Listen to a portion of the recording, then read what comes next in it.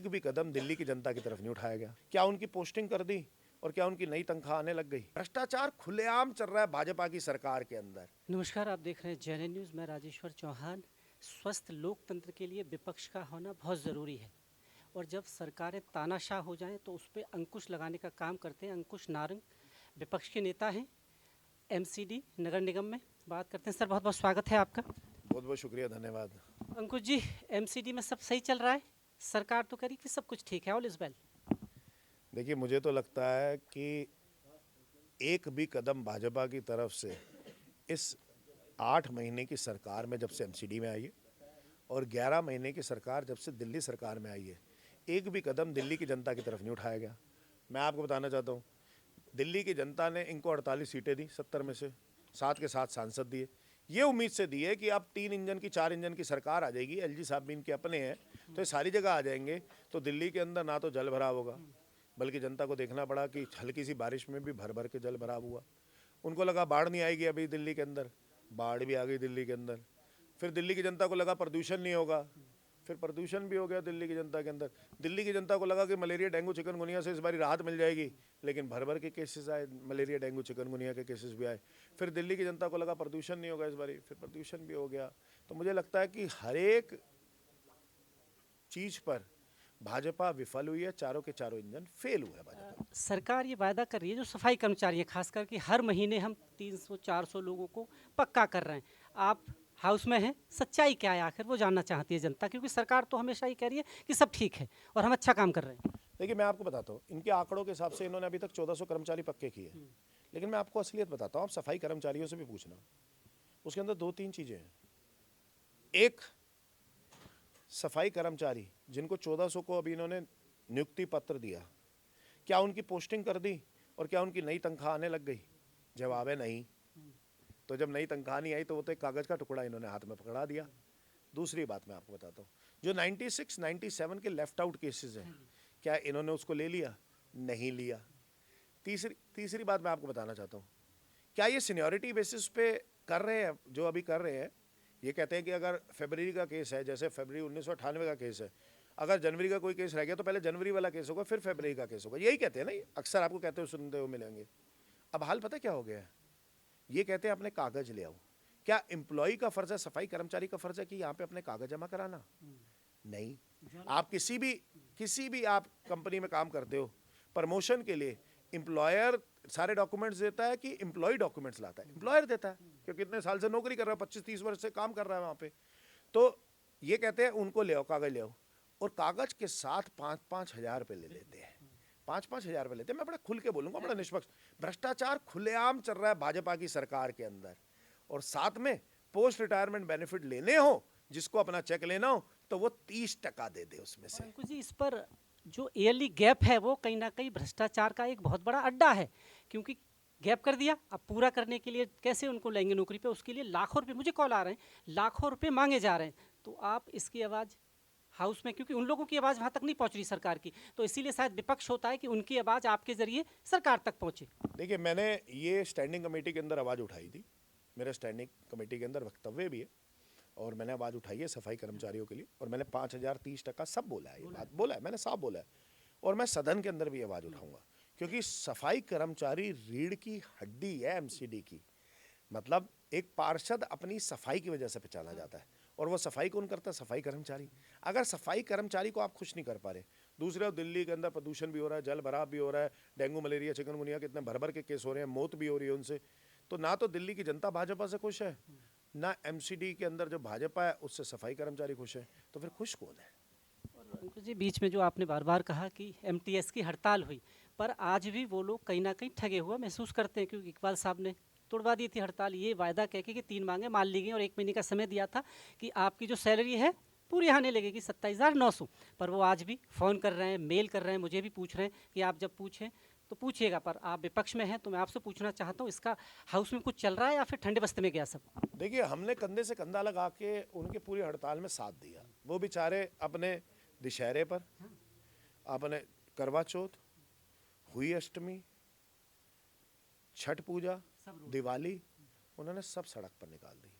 काली दिवाली मनाई है उन्होंने, मतलब एक दिन तो बिना कपड़ों के भी बैठे हैं वो। मतलब इनको शर्म आनी चाहिए राजा इकबाल सिंह जी को। 33 दिन वो स्ट्राइक पे बैठे, उनकी सिर्फ 3 मांगें थी। एक मांग थी कि उनको 6 स्लैब्स में अलग अलग सैलरी मिलती है, तो उनकी basic salary plus variable DA मिलाकर 27,900 रुपये कर दी जाए, क्योंकि आम आदमी पार्टी की सरकार में उनको सैंक्शन पोस्ट मिल गई थी। पहले ये कहते थे कि सैंक्शन पोस्ट नहीं है, वो डीबीसी है, लेकिन डीबीसी से एमटीएस आम आदमी पार्टी ने बना दिया था उनको। अब तो सैंक्शन पोस्ट थी उनके पास, एमटीएस है वो, तो 27,900 रुपये वो कह रहे 6 स्लैब में अलग अलग देते हो। जब एक समान काम करते हो तो इक्वल पे दो, तो जो कि जायज़ है, बात सही है। दूसरी बात उन्होंने कहा मेडिकल लीव्स और अर्न लीव्स मिलनी चाहिए। 25-25, 30-30 वर्ष से कोई काम कर रहा है, वो मेडिकल अर्न लीव मांग रहा है, तो आपसे गलत क्या कई कर रहा जोनों है? में तो अंकुश जी ये भी सूचना है कि उनके जो हड़ताल के दिन थे उनके पैसे काट कर दिए गए उन लोगों को, कई जोनों में ऐसा आपको ही। पूरा बताता हूँ, मुझे पूरा केस पता है इनका। तीसरा उनकी डिमांड थी कि उनके अगर करीब मलेरिया डेंगू के बड़े प्रोन होते हैं, वो बिल्कुल पास होते हैं, तो अगर कुछ हो जाए उनको तो कंपैशनेट ग्राउंड पर उनको नौकरी मिल जाए उनके परिवार में से एक व्यक्ति को, जो कि तीनों चीज़ें मांग बड़ी जायज़ थी। 33 दिन वो बैठे, राजा इकबाल सिंह जी गए 33वें दिन, पहले तो उनको पुलिस से उठवा दिया, जेल में बंद करवा दिया, फिर अगले दिन रामलीला मैदान गए, उनको जूस पिला के आ गए कि मैं आ गया हूँ, अब मैं क्या करूँगा, कमिश्नर साहब से प्रपोजल भिजवाऊंगा दिल्ली सरकार को, आपके लिए बजट मांगूंगा। पहले तो इन अधिकारियों ने गुमराह किया, मेयर को ही नहीं पता था कि कितना बजट लगना है, उनके ऊपर बजट लगना है 41 करोड़ 19 लाख रुपए का। ये पता नहीं 700 करोड़ बात करते रहे, 800 करोड़ बात करते रहे, 1000 करोड़ बात करते रहे, फिर 60 करोड़ बात करते रहे, इनको पता ही नहीं है कितना बजट लगना है। वो कैलकुलेशन भी मैंने बताई थी पूरी, 41 करोड़ 19 लाख रुपए टोटल बजट लगना है, जो कि इनके लिए 4 इंजन की सरकार के लिए कुछ भी नहीं है। ठीक है, तो इन्होंने कहा जी हम देंगे, कमिश्नर के माध्यम से चीफ मिनिस्टर को लेटर भेजेंगे और आपका बजट मंगवाएंगे और आपको तनख्वाह देंगे। दूसरा इन्होंने कहा कि आप जो लीव पे बैठे रहे उस लीव को हम काटेंगे नहीं, आपको पूरी तनख्वाह देंगे। लेकिन इन्होंने तो सारी लीव्स काट दी उनकी पूरे साल की, लीव एनकैशमेंट जिस चीज़ों की मिलनी थी वो लीव्स इन्होंने काट दी। दूसरी बात, उनको गेजेटेड हॉलीडे संडेज पे काम करने के लिए मजबूर कर दिया, कहा मार्च तक पूरा काम करोगे, आप ये पूरी छुट्टियां करोगे, पूरी अपनी वापसी करोगे, इन्होंने ये कर दिया। और ऊपर से मैंने बार बार आवाज उठाई है एमटीएस की, इन्होंने एक बारी भी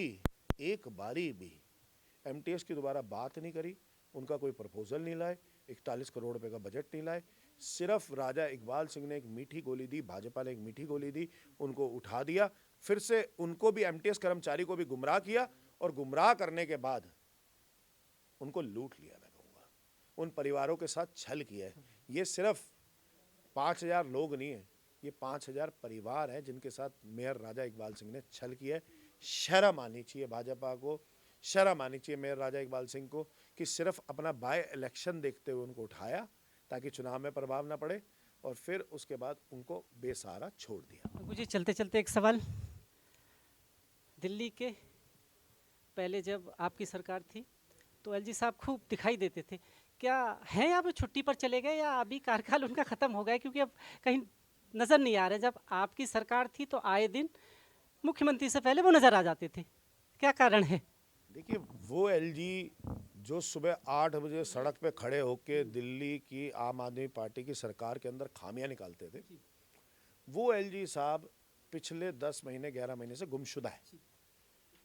लेकिन मैं बड़ा गर्व होता था मुझे, मैं कहता था 4 इंजन की सरकार, तो सारे पत्रकार मेरे से पूछते थे कि 4 इंजन की सरकार क्यों कहते हो आप, एक तो एमसीडी हो गई, एक दिल्ली सरकार हो गई, एक केंद्र हो गई, तो मैं चौथा इंजन हमेशा एलजी को बताता था। लेकिन एलजी ने प्रूव भी कर दिया, 11 महीने से तो गायब है।